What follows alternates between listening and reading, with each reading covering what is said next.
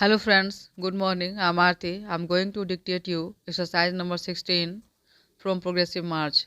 Please like the video, subscribe the channel and press the bell icon. 5 seconds.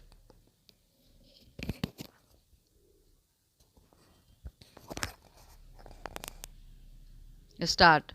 We believe that the private sector, both in agriculture and industry, will provide the needed thrust to economic growth. However, government will have to continue to play a crucial role in strengthening the social and physical infrastructure. This cannot happen unless the fiscal health of the government at the center and in the states improves considerably and gains strength. The realization of the social and economic objectives of the ninth plan depends critically on our being able to finance public investment in crucial areas of social and physical infrastructure. We will fail in our duty if we do not improve the central and state finances. The center has started taking certain firm measures to fulfill our responsibility. I urge the state governments to put their finances in order. Dear Chief Ministers, recent trends in this regard are alarming. States' own contribution to plan financing has been almost non-existent. States are increasingly borrowing even to finance their current consumption. Reluctance to mobilize additional resources to meet increasing expenditure is the reason for this. There is a need for austerity all around to contain wasteful public expenditure. Revenue should be increased through a greater attention to efficiency and productivity of the enormous human and financial resources we invest in our various schemes. Can we accomplish this without a political consensus to end competitive populism? We are aware that the center has taken certain measures in recent years that have had serious, though indirect, repercussions on state finances. As an example, I mention the implementation of the Fifth Pay Commission's recommendations. Adoption of these at the center has had a snowballing effect on states. I can assure you that we will be more considerate of states' interests in such matters in future. Charity begins at home. I would say the same about cutting the central government's expenditure. I urge all central ministries to enforce expenditure management rigorously. Why should we not have more essential expenditure in the social sector? Today, there is both a need and a scope to raise resources through levying reasonable electricity tariffs and irrigation charges. Untargeted and unintended subsidies often lead to distortions in resource allocation besides failing to benefit the really poor. Reforms in the power sector, which we have been overdue, must be quickly implemented. by states.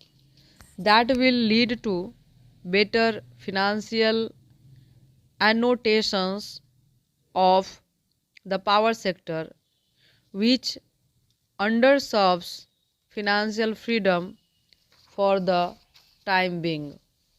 We should also address the problem of implicit subsidies. For instance, take the subsidies for higher education. Is it not paradoxical that even rich students pay college fees that in some states are less than what they spend on cold drinks? No government can afford to provide costly services free of cost universally. They must levy reasonable user charges wherever possible, particularly for non-merit goods and services. What is required is a change in the mindset in the fixed, inherited notions about subsidized public services. We should not be prisoners of the past. Subsidized services should be restricted to only those who cannot afford to pay. There is tax competition among states to attract private investments. Such policies are harmful as states have lost tax revenue without much influencing investment decisions. This must stop. Better infrastructure, faster decision making, and investor friendly environment are more important in the decision making of the investor community. A practice that is pushing states towards fiscal crisis is the ready extension of guarantees to the borrowings of state level public enterprises. These guarantees may devolve on state governments as the financial health of many such enterprises is not sound. This practice will hurt states' credibility and adversely influence their credit ratings. Regional disparities are of concern both across and within states. Even some of the faster growing states have pockets that have lagged behind.